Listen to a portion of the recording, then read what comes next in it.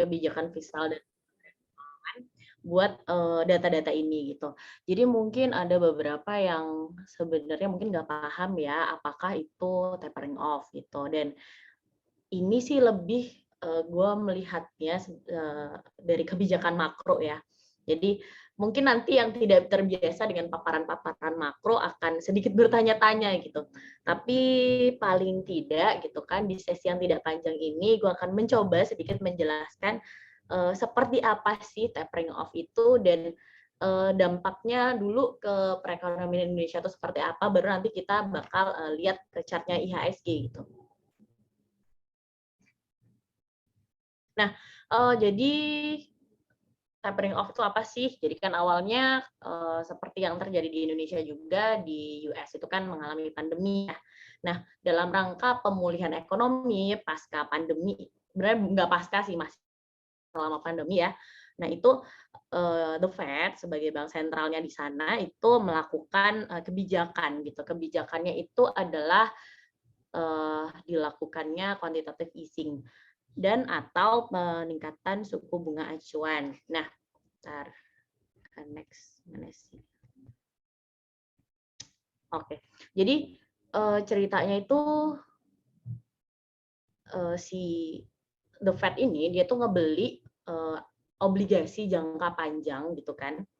Dan aset-aset keuangan lainnya dari pasar gitu ya. Dari misalnya punyanya si perusahaan swasta, bank swasta dan sebagainya. Nah, setelah melakukan itu untuk lepas gitu atau memulihkan ekonomi gitu kan dari pandemi. Nah, selanjutnya itu dilakukan pengurangan. Pengurangan ini yang kemudian gitu kan kita sebutnya sebagai tapering off. Jadi kalau boleh dibalikin ke yang lalu itu sudah mulai dilakukan kebijakan pemulihan itu kan sejak awal tahun 2021 ya. Itu banyak peningkatan atas quantitative easing. Nah, ini nanti tapering off-nya ini, pengurangannya ini itu akan terjadi di November dan Desember 2021 alias akhir tahun ini. Nah, bagaimana dampaknya terhadap ekonomi Indonesia? Jadi karena di sana itu sudah ada sinyal pemulihan ya, jadi ekonominya di AS itu membaik. Nah, gimana caranya mereka itu membuat investor itu memindahkan dananya ke AS. Jadi supaya dana itu semua pada balik nih semua nih ke negaranya sono gitu kan. Makanya Doi melakukan kebijakan ini. Nah, ini nanti dampaknya adalah ke nilai tukar rupiah atau depresiasi rupiah dan kemudian BI itu akan melakukan salah satu caranya untuk menghadapi itu adalah meningkatkan suku bunga acuan untuk mengantisipasi atau untuk meredam jadi outflow tadi itu yang disebabkan oleh kebijakannya The Fed. Nah, jadi seperti yang tadi gue bilang gitu kan, kalau di AS tuh dia melakukan kebijakan itu, nah yang akan terdampak itu adalah emerging markets atau negara-negara berkembang. Nah, kalau misalnya kita berkaca sedikit ini pada tapering off yang terjadi di 2013. Jadi 2013 ini ada fenomena serupa yang terjadi. Nah, pada saat itu Indonesia itu termasuk dalam Fragile Five. Fragile Five ini adalah 5 negara yang atas kebijakan tapering off-nya si The Fed US ini, 5 negara ini yang efeknya paling dalam gitu efeknya ke perekonomian. Nah, itu termasuk Indonesia, ada Brazil, India, South Africa, sama Turki. Nah, apa sih yang sudah dilakukan gitu kan di Indonesia untuk mencegah gitu kan efek dari tapering off ini dan udah mulai dilakukan sejak Februari ya. Karena kan ketika sudah dilakukan quantitative easing gitu kan. Jadi kita sudah bisa menerka-nerka nih. Jadi ini nanti kalau udah seperti ini nanti tapering off-nya kapan. Nah, jadi sejak Februari itu sudah mulai dilakukan intervensi jual di pasar spot, pasar foreign exchange. Terus kemudian ada intervensi juga yang dilakukan sama BI di pasar kontrak derivatif valuta asing di domestik, dan BI itu juga menyiapkan dana untuk membeli kembali surat berharga negara di pasar sekunder. Nah, ini ketiga kebijakan ini itu dilakukan untuk mengurangi depresiasi dari nilai tukar mata uang rupiah gitu. Nah, dampaknya ke Indonesia dan IHSG. Nah, kenapa bisa dibilang dampaknya itu tidak akan sebesar dampak yang terjadi di tahun 2013 nih? Alasannya adalah kalau di tahun 2013, kalau kita lihat di chart tuh yang di apa sih? Yang di Bentar, gue coret-coret dulu ya. Oke, yang kita lihat di chart ini nih. Nih ya, jadi di tapering off ini, jadi didahului dengan adanya capital flow. Jadi ini nih kita lihat nih naik ya capital flow-nya di tahun 2013. Nah, masalahnya adalah kalau di tahun 2021 kenaikannya itu tidak terlalu besar ya dibandingkan kalau kita ngelihat nih di skalanya itu kan dia naiknya segini besarnya, dan kita itu di Februari ke Februari, Maret, April, Mei itu cuman segini gitu. Yang kenaikannya capital flow-nya itu tidak terlalu tidak terlalu tinggi gitu, dan penurunan yang sudah terjadi sebelumnya yang diakibatkan sama COVID itu sangat dalam. Jadi sebenarnya kita bisa dibilang belum betul-betul pulih gitu soal capital flow di pasar. Ini terutamanya ya kalau kita ngelihat adalah di pasar obligasi gitu. Jadi kitanya itu sendiri belum terlalu pulih. Jadi efeknya nanti kemungkinan karena kitanya juga belum terlalu pulih, jadi efeknya penurunannya juga tidak akan penurunannya di pasar obligasi itu juga tidak akan terlalu signifikan gitu. Oke, kita clear. Nah, nggak mau di clear all drawings. Oke, udah. Oke. Nah, ini kalau misalnya mau dibandingkan ya. Kalau misalnya kita membandingkan ini yang terjadi di tadi negara-negara emerging market. Teman yang ini kita lihatnya lebih ke negara-negara di Asia. Jadi tadi 3 dari Fragile Five, terus kemudian kita lihat ada Thailand dan Philippines yang sama-sama ada di Asia Tenggara. Jadi kalau misalnya kita lihat di sini, yang dikotakin warna merah ini, sama yang dikotakin warna merah ini. Nah, ini kan ketika sudah mulai dilakukan stimulus-stimulus di AS ya. Jadi kita bilangnya itu sebagai masa-masa ketika kita expected untuk sebelum adanya tapering off, kan kayak gitu. Nah, ketika itu gitu kan capital outflow-nya itu kalau kita lihat di 2013 ini kalau yang ke bawah ya itu yang minus tuh. Nah, kalau kita bandingkan nih pergerakannya di 2013 saat itu ketika terjadi tapering off, sebelum terjadi tapering off itu dengan saat ini itu kan geraknya ini saat ini tuh geraknya cuma di sini doang. Nggak sampai minus 5.000. Nah, sedangkan dulu itu jauh lebih turunnya itu capital outflow-nya itu di negara-negara ini yang kita lihat ya ada 5. Indonesia itu yang warna abu-abu nih. Nah, itu tidak sedalam tahun 2013 terjadinya. Nah, kenapa?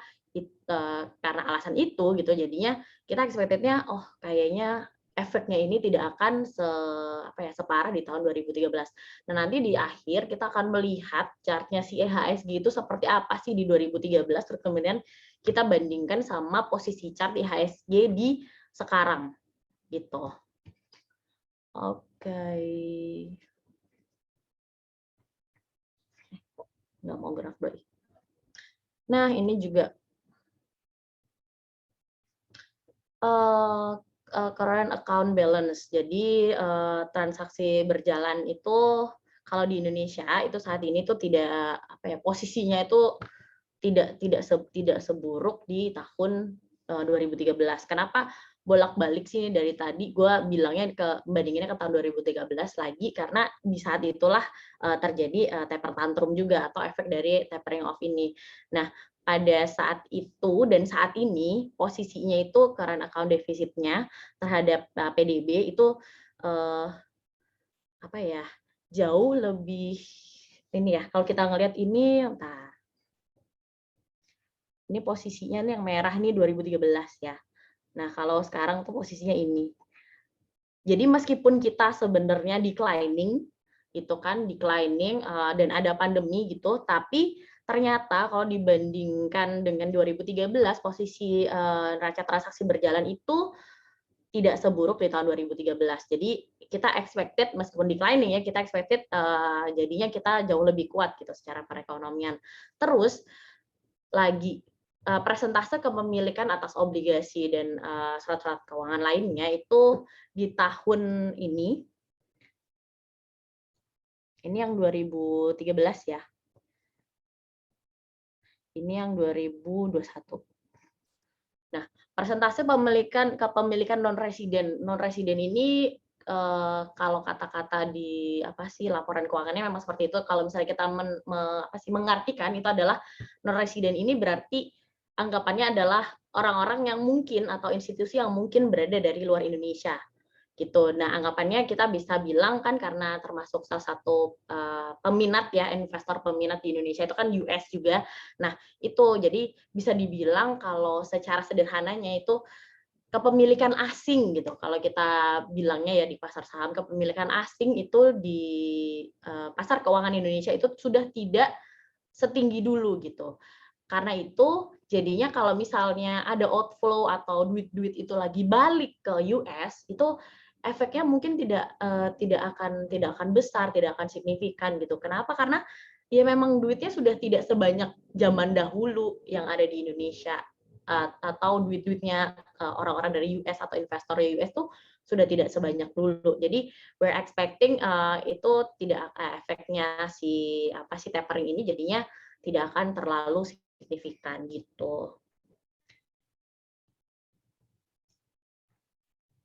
Oke, alasannya ini tadi kalau misalnya bisa dijelaskan ulang ya. Jadi kepemilikan berdasarkan SBN saat ini tuh relatif rendah gitu, dan dinominasinya pun yang non residen atau yang bukan orang Indonesia atau asing itu dinominasi oleh investor jangka panjang. Jadi kalau investor, jadi bukan ke yang jangka pendek. Kalau misalnya yang jangka panjang, jadi kemungkinannya untuk terjadi capital outflow-nya jadi lebih rendah gitu atas berisik ya, sorry.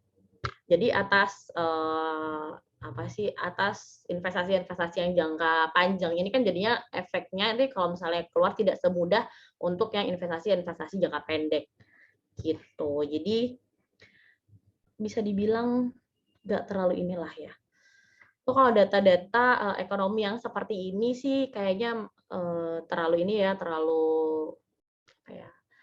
terlalu membosankan untuk dibahas secara detail gitu. Jadi nanti kalau misalnya mau ngebaca nanti presentasinya gue share aja gitu kan untuk dibaca-baca sendiri gitu terkait dengan kalau pengen tahu nih, oh gimana sih jenis pemegang efek asing lokal dari tahun ke tahun nih yang gue ambil itu adalah di 2013 sama 2014.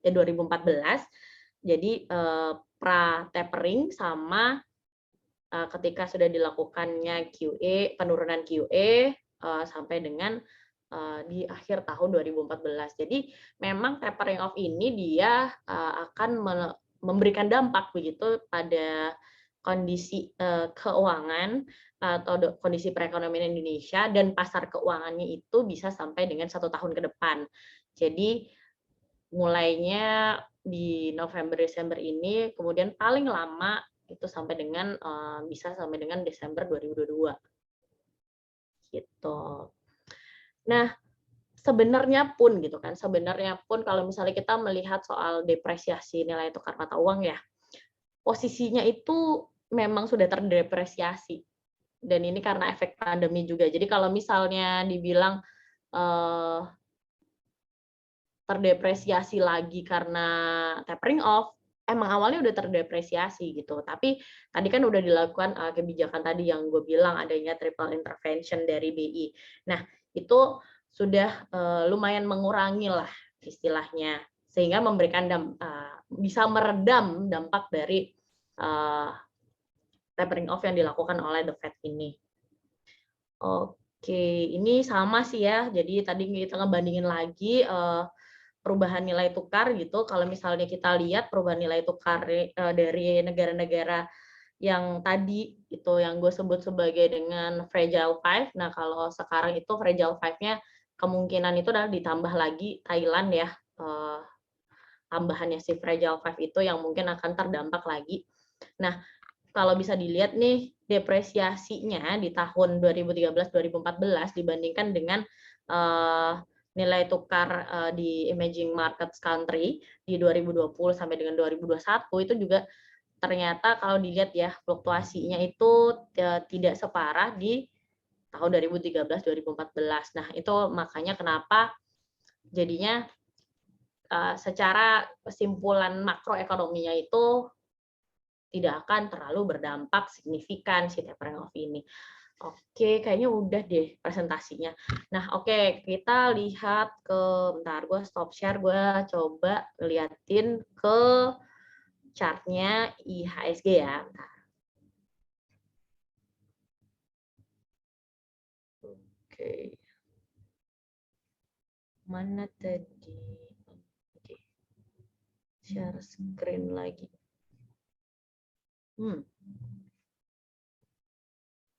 Oke. Share screen-nya gue udah nampak belum? Udah ganti belum? Udah, Kak. Oke, jadi kita lihat aja nih kalau misalnya kita mau zoom ya, ini kan jadi ini adalah periode yang terjadi gitu kan ketika tapering off. Jadi ini adalah periode ketika sudah mulai wacana ya, wacana tapering off artinya waktu itu sudah ada pemulihan ekonomi juga dilakukan pada periode itu. Nah pada saat itu yang terjadi itu adalah IHSG-nya turun. Sedangkan kita kan sudah mendengar wacana tapering off itu sekitar bulan Februari gitu ya, udah Februari terus makin gencar lagi di bulan Mei dan sebagainya dan selanjutnya gitu. Nah, kalau kita lihat yang di gua kotakin di warna ungu ini dua, kita lihat dong kecenderungannya. Jadi di saat yang sama wacana di 2013 dan wacana di 2021 ini ternyata posisinya IHSG itu kebalik. Jadi ketika saat itu IHSG-nya turun, nah sekarang ini IHSG-nya naik gitu.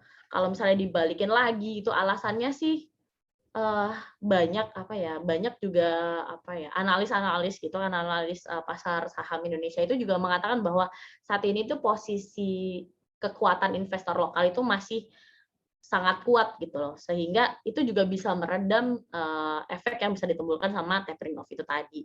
Jadi kalau menurut gua sendiri sih ya, dengan melihat berbagai tadi indikator ekonomi, makro dan sebagainya, dan membaca juga berbagai review dari analis-analis, kalau gue bilang sih kita sebenarnya nggak perlu terlalu takut gitu. Kalau misalnya berkoreksi pun IHSG-nya itu kalau menurut gue sih koreksinya tidak akan terlalu dalam ya, karena ya investor lokal kita saat ini cukup kuat dan pemulihan ekonomi nasional gitu kan berdasarkan program PEN dari pemerintah itu juga stimulus-stimulusnya itu peningkatannya bagus dan menuju arah yang sangat positif sekali karena kita Indonesia itu bisa dibilang dalam menghadapi varian Delta dari COVID itu penanganan yang kita tuh bagus dan bisa dibilang Indonesia itu termasuk yang penanganannya cukup cepat. Jadi ibaratnya setelah ada si varian Delta itu kan terus ada peningkatan atau lonjakan jumlah pasien COVID itu penanganan kita itu kalau secara diukur secara dunia itu kita bisa dibilang cukup cepat dalam menangani lonjakan dari kasus COVID itu. Jadi ya harapannya sih kalau gue bilang efeknya ke IHSG tidak akan separah yang dibayangkan gitu atau paling tidak akan separah yang terjadi di 2013 gitu. seperti itu. Jadi sebenarnya nggak lama-lama kalau paparan gue mah, karena paparan yang seperti ini tuh mungkin apa ya, agak berat kali ya kalau yang tidak biasa dengan apa sih indikator-indikator ekonomi gitu. Guanya sendiri sih juga sebenarnya dalam hal-hal seperti ini ya makro juga masih belajar sih. Cuman kemarin kan kebetulan karena lagi bahas apa sih kemarin ya? Terus kok tiba-tiba oh pada mau tahu soal tapering nggak kayak gitu. Terus gue oh karena gue habis kebetulan juga habis ikut paparan dari itu tadi yang gue bilang dari BKF Badan Kebijakan Fiskal Kementerian Keuangan dan dari Kementerian Perekonomian. Nah, jadinya gue cuman berusaha sih sebenarnya berusaha untuk memberikan kembali gitu. Memberikan kembali apa ya? Informasi-informasi yang gue dapat dari paparan itu gitu, webinar yang gue ikutin juga gitu. Siapa tahu gitu kan bisa mencerahkan soal apa sih si tapering off ini gitu.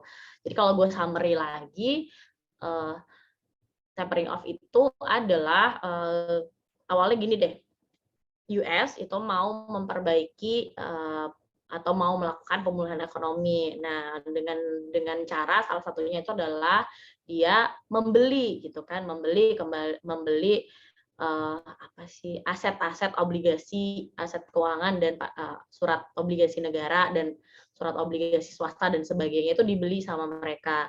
Nah, kemudian terus diturunkan dan dia melakukan peningkatan suku bunga. Nah, peningkatan suku bunga ini kemudian apa ya, menarik gitu kan, menarik untuk investor lokalnya untuk jadi balik lagi ke negaranya karena itu ada sentimen peningkatan suku bunga sehingga mereka bisa dibilang jadi lebih tertarik lah atau lebih pengen balik ke negaranya gitu. Tapi biasanya yang ini tuh terjadinya adalah untuk investor-investor yang jangkanya lebih pendek dan biasanya kalau untuk yang investor yang punya aset-aset keuangan jangka panjang gitu, obligasi-obligasi yang lebih panjang di Indonesia sih biasanya dampaknya juga tidak terlalu gitu karena mereka masih biasanya melihat Indonesia sebagai negara emerging markets yang masih punya potensi ya. Dan kita bisa dilihat tadi penanganan kita atas masalah termasuk salah satunya dari lonjakan kasus varian Delta COVID itu bagus gitu. Jadi dan stimulus dari pemulihan ekonomi nasional itu juga secara apa ya kalau dibandingkan dengan negara-negara ini kita juga sangat positif ya. Jadi ya begitulah kalau menurut gua jadi Bapak Ibu gitu kan tidak perlu terlalu khawatir. Nah, balik lagi kalau misalnya kita melihat kan kita kalau di BBK kebanyakan pakainya teknikal ya. Pokoknya selama Bapak dan Ibu itu selalu pasang SL dan selalu pasang trailing stop gitu kan, ya nggak perlu takut gitu. Dan kalaupun IHSG terkoreksi sekali lagi pasti selalu ada saham yang masih bisa ditradingkan gitu. Jadi no need to worry gitu kan. Jadi pokoknya selalu ada saham yang bisa bikin cuan gitu. Oke, gitu aja sih. Ada yang mau ditanyain nggak?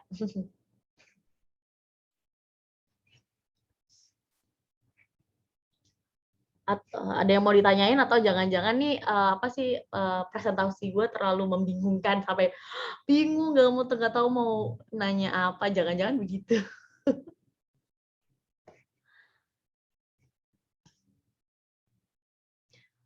Ya, tadi Pak Wismoyo, biasanya efeknya berapa lama? Jadi efek tapering off itu kalau kita berkaca pada tapering off yang terjadi di tahun 2013 gitu ya, itu efeknya itu bisa sampai dengan akhir 2014. Jadi mungkin ya ekspektasinya adalah efeknya bisa sama. Efek agak panjangnya bisa sampai 2014. Cuman sekali lagi karena tadi prediksinya itu berdasarkan data-data kuantitatif ya. Jadinya efeknya mungkin tidak akan terlalu signifikan gitu. Jadi balik lagi tidak perlu terlalu takut. Hawis Moyo ya. Semoga bisa menjawab. Terus ada lagi kah yang mau bertanya?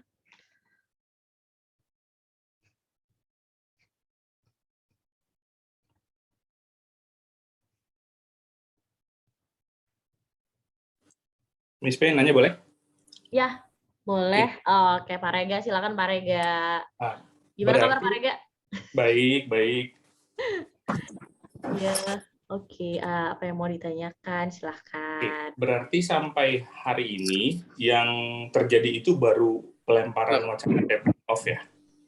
Jadi gini, eh, kita bisa bilangnya gimana ya?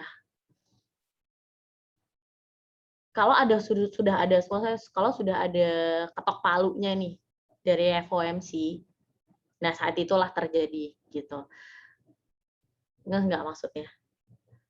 Kemarin kan ibaratnya itu jadi pemulihannya itu sudah terjadi ini di US. Nah, tapering off tuh kayak kita bertanya-tanya gitu kan, kapan pemulihan ini gitu, stimulus ekonominya itu kapan akan mulai dikurangi gitu. Iya.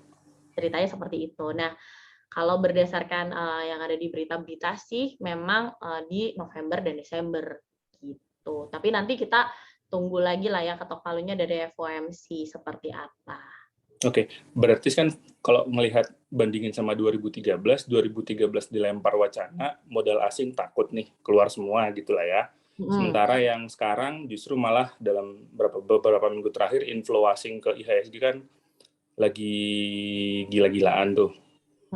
Berarti mungkin paling tidak dalam jangka pendek harusnya indeks itu nggak kenapa-kenapa lah ya, harusnya malah naik gitu, benar nggak ya? Ya jadi gini, ya tadi selain inflow-nya cukup bagus ya, terus kedua kan ya persentase dari kepemilikan asingnya itu kan kalau sekarang udah turun gitu. Jadi Turun, betul. ketika udah ada inflow asingnya masih cukup bagus dan posisinya turun ya secara keseluruhan nih kepemilikan asing kan jadinya kalaupun misalnya ada uang yang kemudian outflow yang keluar gitu mungkin efeknya tidak akan terlalu sih. Jadi ya itu lagi no need to worry kalau teman-teman di BBK sih selama masih ada yang masuk ke BBK list masih aman ya. Gitu sih. Iya. Aku mau nanya dong yang 2013 itu reaksinya setelah diumumkan tapering off indeks kita kan yang saya tangkap tadi kayak dari ngelihat chart ya kayaknya begitu diwacanakan dia turun tapi setelah diumumkan dia malah naik gitu ya di 2013 ya. Bentar, saya coba cek dulu ya Pak ya, balik ke chartnya ya. Kita lihat dulu. Bentar. Saya coba share screen dulu deh, bentar. Mana? Oh, tadi gue matiin ya, bentar. Jering, jering. Handphone gue bunyi. Bentar.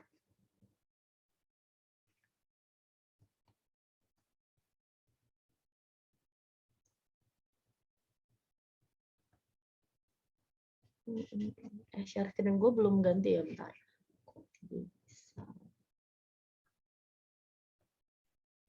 Belum share screen malah kayaknya, Kak. At all.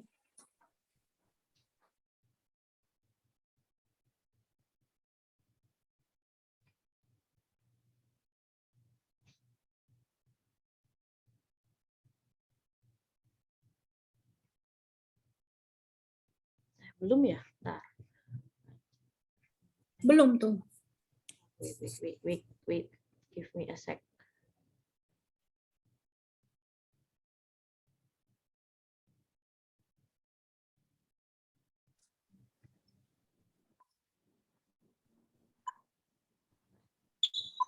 Bentar. Share screen. Composite. Share. Oke. Udah nampak belum sekarang si ininya? Yes. Udah nampak belum ya? Sudah.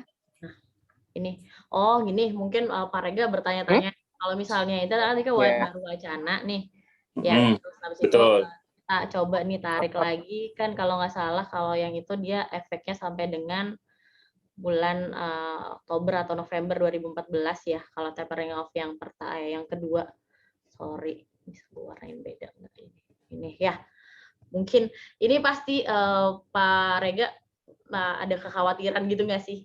Karena waktu wacana dia turun gitu kan, tapi ketika ini malah naik gitu. Iya, saya mikirnya kalau ini bicara reaksi market aja, kalau ketika di 2013 dia ketika dilempar wacananya dia turun nih, berarti orang-orang takut gitu kan ya. Tapi setelah actual taperingnya terjadi, malah IHSG-nya pelan-pelan bangun. Berarti kan orang lihat mungkin oh it's not that bad atau apalah gitulah sehingga dia pasarnya naik lagi gitu. Kalau kita ekstrapolasi ke yang sekarang dia naik, jangan-jangan malah Jangan-jangan malah turun gitu ya. malah Oke. kebalikannya, justru Heeh. kan orang kan ketika dia belum pasti malah asumsinya banyak gitu. Tapi ketika sudah pasti, udah ngelihat sendiri, ngelihat mungkin nggak ada apa-apa, malah makin optimis gitu. Jadi kalau saya mungkin ngelihatnya jadi bagus ya setelah waktu wacana aja dia bagus, apalagi aktualnya gitu. Bisa gitu nggak? Iya, kalau gue ngelihatnya sih gitu, karena waktu itu kan mereka expecting-nya something ya, oh malah turun gitu kan, malah istilahnya terjadi mungkin apa ya, ketakutan di market. Terus emang biasanya kan tahu sendiri kalau di zaman-zaman 2013, 2014 itu ketika ada capital outflow dari asing, itu kan biasanya investor lokal latah, ya nggak? Sampai Kalau sekarang juga masih kayaknya. Iya, tapi enggak sih, kalau dulu itu tingkat kelatahannya ya, kalau di zaman itu kan, kebetulan saya belum trading, jadi nggak, cuman taunya dari baca-baca. Cuman kalau dari dulu itu kan, eee, ibaratnya indikator-indikator itu kan tidak ada semutakhir sekarang nih, kayak ada bandarmologi, ada dan sebagainya ya. Maksudnya di zaman itu kita sangat-sangat, melihat asing gitu, dan Oke. biasanya investor tuh latah. Dan pada saat yang sama juga waktu itu kepemilikan asing itu di 2013 dan 2014 itu masih sangat tinggi. Jadi normal dong kalau misalnya karena porsinya di pasar saham terutama itu masih sangat besar di waktu itu, jadi ya kita istilahnya ngelihat pausnya ya si asing ini gitu. Nah, kalau sekarang kan posisinya sudah berbeda ya. Jadi anggapannya kalau pas wacana aja itu ternyata masih apa sih, IHSG itu masih berhasil naik gitu kan. Berarti ya investor lokal kita itu dan kepercayaan investor asing itu masih tinggi gitu. Iya. Jadi nanti ke depannya sih kalau saya sih harapannya naik ya, karena ini sudah mau akhir tahun juga gitu kan. Akhir tahun nanti setelah kemarin ya sideways-nya cukup lama ya nggak sih gitu kan, ketika IHSG-nya bergeraknya hanya di situ-situ aja. Jadi dengan pemulihan ekonomi dan biasanya akhir tahun nanti ada window dressing dan sebagainya gitu, harapannya sih IHSG-nya tetap naik seperti itu. Siap. Thank you, clear, Miss. Thank you. Siap. Oke. Oke. Ini di-record nggak sih, Cak? Iya, di-record. Oke, nggak apa-apa. Nanti kalau ini kan kebetulan cuma 33 nih yang nonton nih, nggak apa-apa, nanti kalau mau di-upload di YouTube bolehlah di-upload aja di YouTube gitu, biar teman-teman yang mungkin belum sempat ngelihat bisa dapat insight sedikit lah soal tapering off itu apa gitu. Nah, apakah ada yang mau nanya lagi? Karena kebetulan schedule gue agak padet ya. Jadi gue posisi sekarang lagi di Jakarta, tapi schedule-nya benar-benar padet banget. Tapi karena gue sudah menjanjikan untuk bisa menjelaskan soal si tapering off dan dampaknya terhadap IHSG ini ke teman-teman BBK, makanya sore hari ini gue luangkan gitu.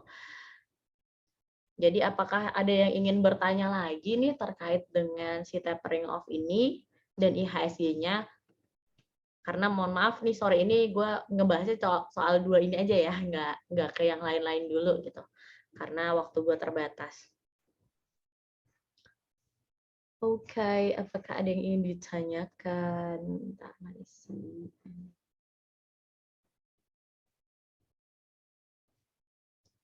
Shares.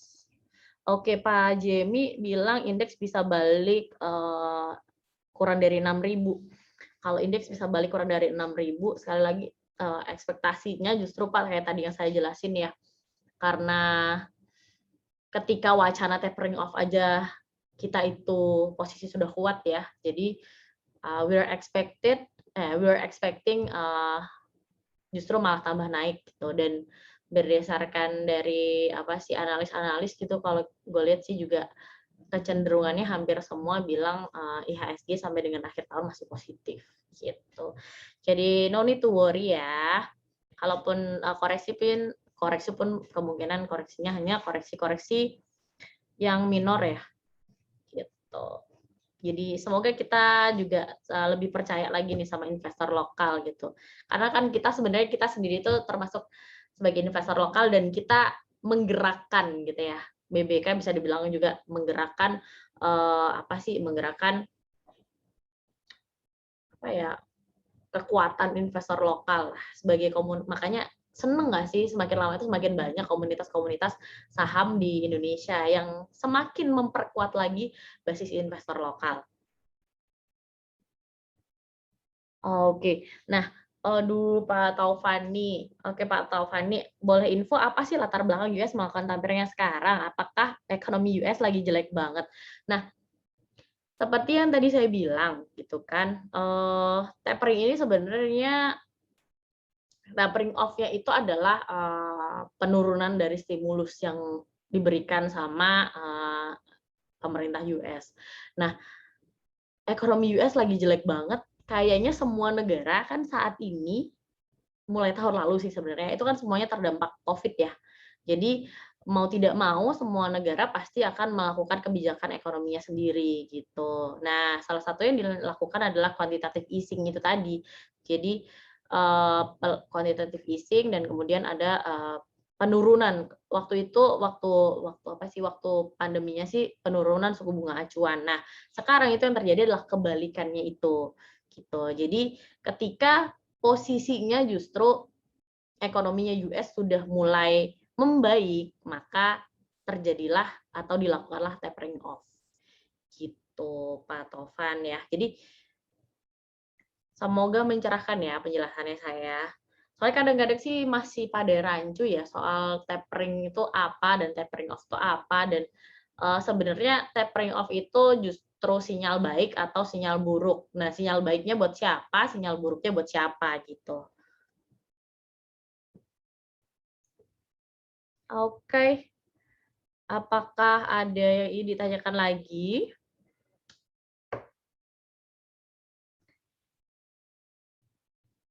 Ci Jani aman, Ci? Soal apa nih? Soal cacing. Ya sebenarnya tapering off itu gimana ya? Kan ceritanya si Fed kan mau nolongin ekonomi dalam negerinya. Jadi dia cetak duit untuk beliin bonds dalam negeri, benar nggak? Beliin obligasi ya. Ya, beliin obligasi dalam negeri. Jadi ya sebenarnya kalau cetak duit terus untuk beliin obligasi dalam negeri juga ya nggak bagus. Nggak bagus, ya.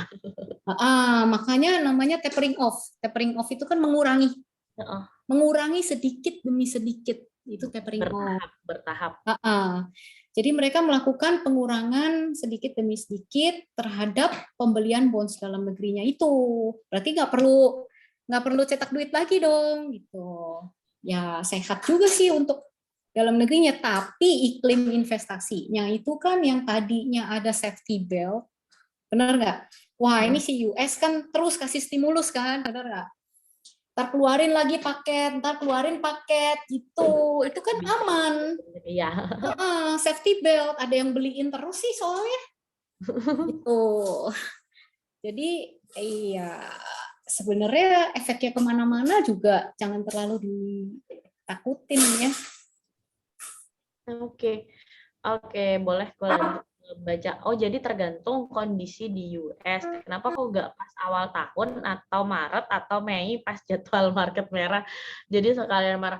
Aduh kan, iya. Jadi memang tapering off ini kan efeknya itu adalah yang melakukan kebijakannya itu yang melakukan adalah US. Tapi yang terkena dampaknya itu biasanya adalah negara-negara atau pasar keuangan dari emerging markets atau negara-negara berkembang.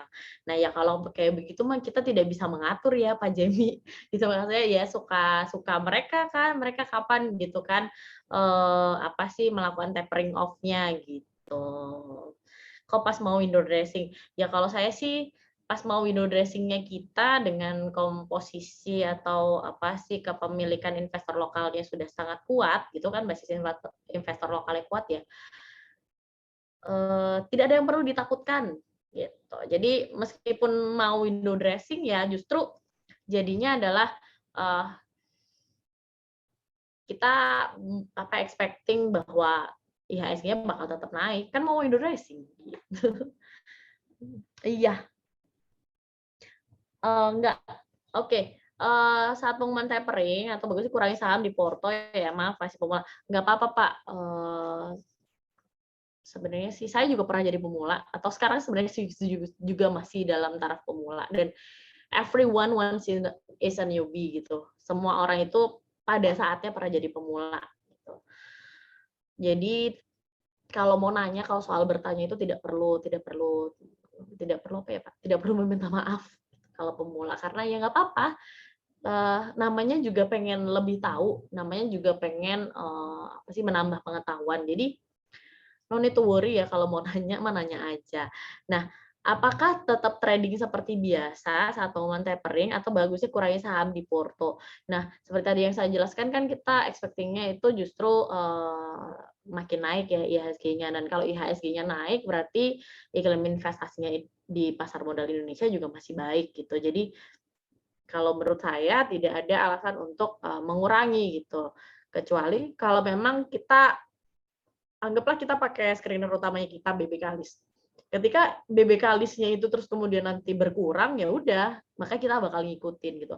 Karena balik lagi semuanya itu akan tercermin di harga. Apapun yang terjadi gitu kan, kondisi ekonomi atau itu dia ya nanti lama-kelamaan akan tercermin di harga dari informasi-informasi tadi terkait misalnya nanti tapering off dan sebagainya. Nanti ada apa sih kebijakan, misalnya tadi kebijakan triple intervention-nya BI itu juga nanti semuanya itu akan tercermin kok di harganya. Jadi kalau misalnya screening-nya nanti BBK bilang oh jumlahnya mengecil gitu kan, berkurang gitu, ya udah berarti kembali lagi itu kita jadikan sebagai apa ya, peta cuaca lah. Oh, kalau misalnya screeningnya BBK berkurang, ya udah, berarti memang ada sesuatu nih yang terjadi, either tapering off or apa ya, isu yang lain gitu mungkin.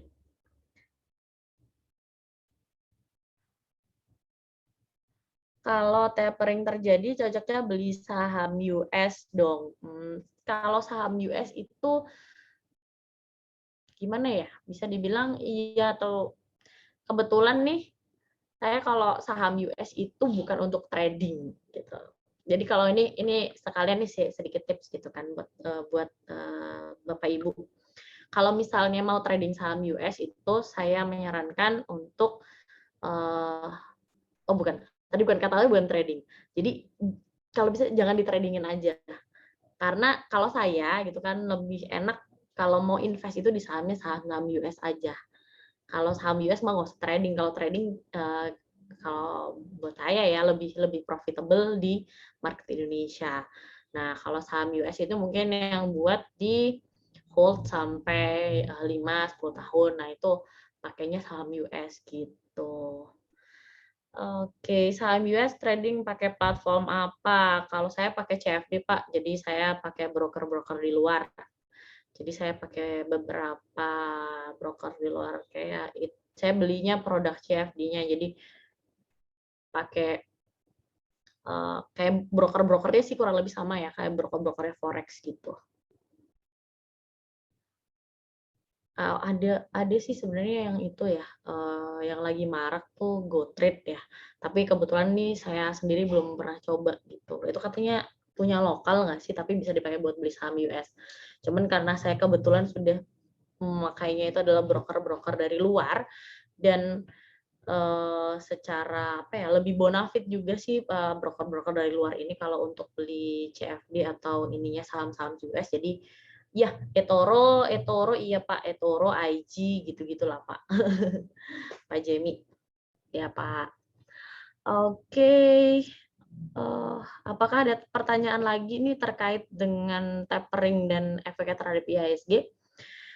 Karena kalau nggak ada, berhubung jadwal gue yang rada ketat gitu kan, jadi kalau tidak ada pertanyaan, gue mau mohon undur diri gitu untuk mengakhiri webinar pada sore hari ini. Oke ya, oke. Saya anggap nggak ada ya pertanyaan. Oke, terima kasih sudah sudah mendengarkan dan menyimak webinar pada sore hari ini. Sekali lagi jangan takut, gitu aja. Investor lokal kita basisnya kuat dan seperti tadi pas wacana aja, wacana tapering aja kita malah naik gitu posisinya dari month to month ya tadi chartnya adalah monthly-nya IHSG. Jadi harapannya sih sampai dengan akhir tahun kita IHSG masih naik dan selamat, jadi masih bisa mendulang cuan sampai dengan akhir tahun gitu. No need to worry, jangan lupa untuk selalu pasang stop loss dan adjust trailing stop kalau udah punya barangnya gitu kan. Dan kalau misalnya mau pakai take profit, kalau untuk yang bukan BPK mode 1, sekali lagi nggak apa-apa, take profit sebagian itu boleh, selalu boleh ya. Oke, terima kasih atas perhatiannya. Thank you buat Ci Jenny, Kak Caca, terus buat semua teman-teman BBK yang sudah ikut webinar pada sore hari ini. Oke, terima kasih. Sampai jumpa di webinar selanjutnya. Dadah. Terima kasih Kak Fea. Ya, nanti Terima kasih materinya gue share semuanya. di grup ya.